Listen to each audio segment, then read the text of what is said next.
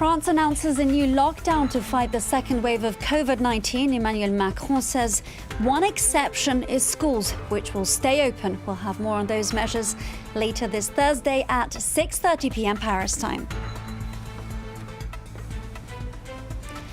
The US election campaign with 5 days to go. Donald Trump and Joe Biden butt heads on the coronavirus pandemic.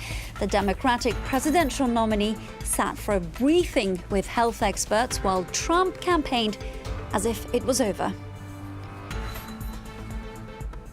Also coming up on our program at this hour, Poland deploys riot police as protests continue for a 7th day. The movement started following a top court's decision to ban nearly all abortions. Reportedly, the government has been surprised by the scale of the backlash to the restrictions. Well, those are our top stories at this hour. Thank you so much for watching France 24. I'm Sanam Chantier.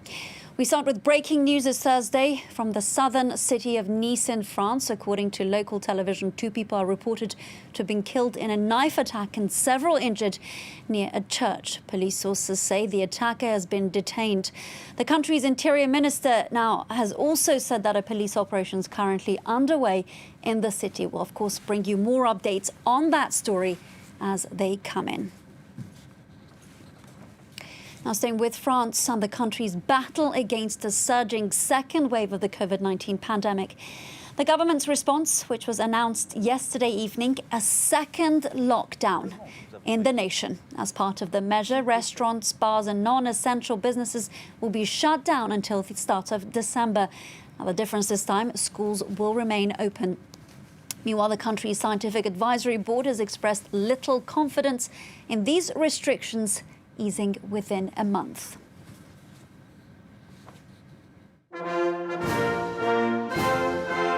From the Élysée Palace, Emmanuel Macron has made the announcement people in France were dreading: another national lockdown. Débordé par une deuxième vague qui, nous le savons désormais, sera sans doute plus dure et plus meurtrière que la première. J'ai décidé qu'il fallait retrouver, à partir de vendredi, le confinement qui a stoppé le virus. From this Friday until at least the 1st of December, people in France will only be able to go out with a document to justify why, mainly to buy essential goods, seek medical help, or use the daily allocation of an hour's exercise. Bars, restaurants, and shops selling non-essential goods will be closed for at least 2 weeks. Unlike the last lockdown, however, schools will remain open. Macron said people should again be working from home, but there will be more flexibility where this is not possible. Factories, farms and construction sites, for example, can all continue work. Almost 60% of the country's intensive care beds are now occupied by COVID patients. The government says the curfew in Paris and other big cities announced earlier this month has not done enough to bring down infection rates. Now, we are expecting a statement from France's Prime Minister Jean Castex on the latest restrictions later this Thursday at 6:30 p.m. Paris time. But some of those new measures have been trickling in already, among them working from home 5 days a week in the private sector. Also, the wearing of the mask will be extended to primary school children from the age of 6. Of course, again on that, we'll have more developments later in the day. Now, across the French capital, Paris business owners have been bearing the brunt of COVID-19 as livelihoods shrink. Some are still reeling from the first lockdown back in spring. And they were dealt a second blow last week when a 9 p.m. curfew was enforced. Yinka Oyetade has more. The sobering reality of a second wave in France settled in for these Parisians as they watched President Emmanuel Macron impose a second lockdown on the country. Still traumatized from the 8-week lockdown enforced last spring, this new order to stay at home is a hard pill to swallow. C'est une décision qui est très difficile à prendre, mais en tout cas, je peux la comprendre au vu du contexte sanitaire, même si voilà, elle engendrera beaucoup de difficultés pour tout le monde, pour nous au travail, comme pour ces gens qui sont derrière. Restaurant owners were only just coming to terms with a 9 p.m. curfew imposed on the French capital last week. Now facing total closure for the next 4 weeks, restaurateurs are scrambling. C'est dur de se dire, voilà, on va encore fermer, on va encore tout perdre, la cuisine, la marchandise, tout, réorganiser le personnel, prévenir tout le monde. Some believe that these new measures could have been avoided. Donc c'est un peu quoi, j'ai un petit peu un ascenseur émotionnel. Je pense que si les gens prenaient davantage de mesures, on va dire entre guillemets adultes, responsables, on n'aurait pas besoin de ça quoi. Cafes, along with all non-essential businesses, will be forced to close their doors from Friday. The government is hoping that temporarily banning scenes like these will go some way to stem the current surge in cases.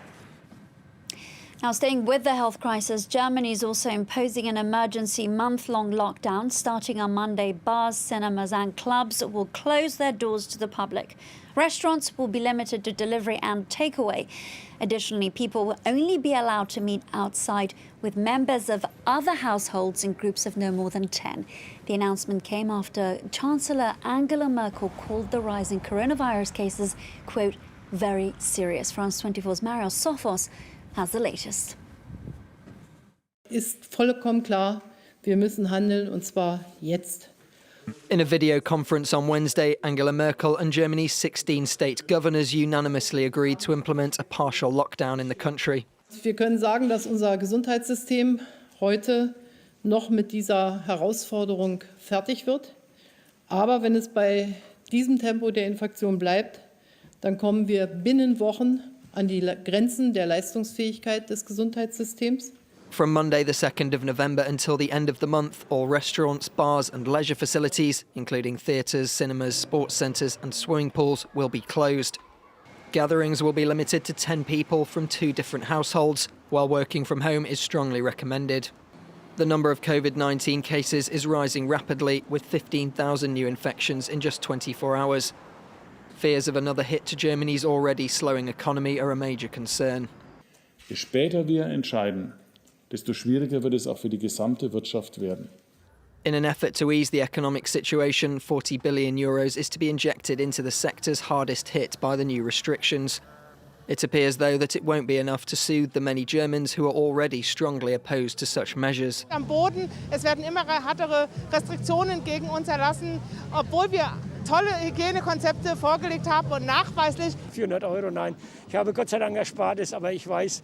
In 2 weeks' time, the German government will once again meet with the country's state governors to assess the situation and take further action if needs be. Now, leaders of the European Union are hosting a virtual meeting this Thursday in a bid to address testing and vaccination strategies. This as appeals for better coordination have become louder amid a resurgence of the epidemic across the continent after a relative lull in the summer months. In other world news, Donald Trump and Joe Biden exchanged jabs on coronavirus on Wednesday. The incumbent president was campaigning in Arizona, where recent polls show a competitive race. Joe Biden, for his part, held a meeting to address the health crisis. Among his proposals, ramping up testing, creating thousands of new public health jobs and national guidelines for stopping outbreaks. Let's take a listen to the two men speaking on Wednesday. I'm not running the false promise of being able to end this pandemic by flipping a switch. But what I can promise you is this. We will start on day one doing the right things. We'll let science drive our decisions. We will deal honestly with the American people. And we'll never, ever, ever quit. That's how we'll shut down this virus. If you vote for Biden, it means no kids in school, no graduations, no weddings, no Thanksgiving, no Christmas, and no 4th of July together. Other than that, you have a wonderful life. Can't see anybody, but that's all right. You have a wonderful life. Here's France 24's Kedevan Gorjestani with an update on the situation in the US, where COVID-19 cases continue to jump during the surge.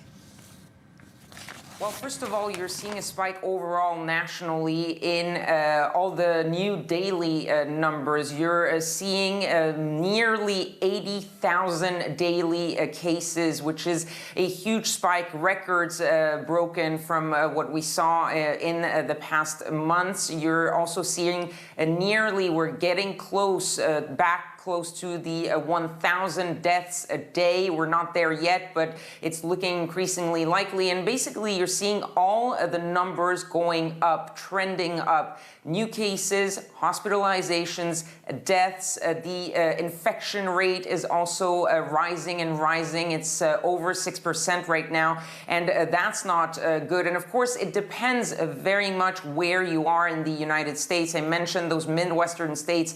That's the hottest of the hotspots. You're seeing huge spikes in Michigan, in Wisconsin. Those are, of course, the states where it's gotten much colder much earlier than southern states, and people have started going back inside, and that's why you're seeing those spikes. You're hearing about really ICUs that are really close to being overwhelmed, and so those numbers are really having health experts and public health officials very worried about this second wave. They're warning that the second wave could be worse than the first wave if people don't do something about it right now, don't start paying more attention right now. And of course, they're not liking what they're seeing from Donald Trump, who is holding those mass rallies with a lot of people not wearing masks. But the numbers definitely do not go along with what the president is saying, that we have rounded the turn.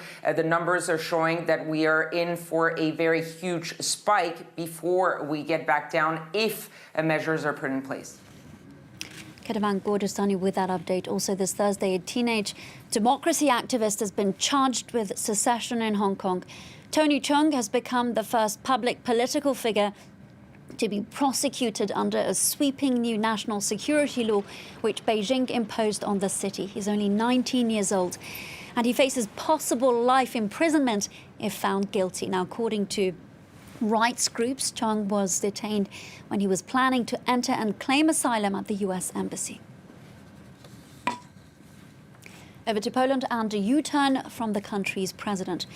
Amid an ongoing backlash, Andrzej Duda has said that women should have the right to abortion in case of congenitally damaged fetuses. The statement appears to break ranks with the conservative leadership, which pushed an abortion ban earlier this month.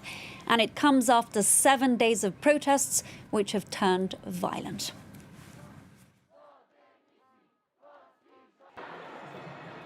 After marching through Warsaw, they gathered in front of Parliament, chanting "Resign."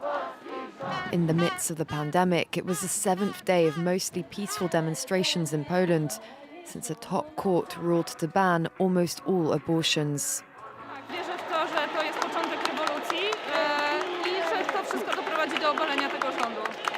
W najgorszym momencie, po prostu za plecami, rząd zrobił to, co zrobił, więc naszą jakby jedyną możliwością teraz jest wyjść na tę ulicę i wykrzyczeć swój sprzeciw i zawalczyć jakby o ostateczność. Similar protests and a strike were staged across Poland Wednesday, with more planned in the coming days, including a mass protest in Warsaw Friday. Last Thursday's court ruling denies abortions to women even in cases of fatal birth defects, a decision that a large majority of Poles say they oppose. Rage has mostly been directed at the Roman Catholic Church and Poland's deeply conservative government, which is accused of pushing for the ruling. Poland already had one of Europe's most restrictive abortion laws, and this decision means only abortions due to incest, rape, or a risk to the mother's health remain legal. Fewer than 2,000 terminations are performed in Polish hospitals each year, though women's groups say up to 200,000 travel abroad for them or resort to backstreet procedures. And we end with an update on breaking news this Thursday from the southern city of Nice in France. According to local television, 2 people are reported to have been killed in a knife attack and several injured near a church. 1 woman has reportedly been decapitated. Police sources say the attacker has been detained. Now, the country's interior minister saying earlier And a police operation is currently underway in the city. And we will, of course, bring you any more developments on that story as they come in. Well, that's it at this hour from me and the team. Do stay tuned. More news coming up very shortly.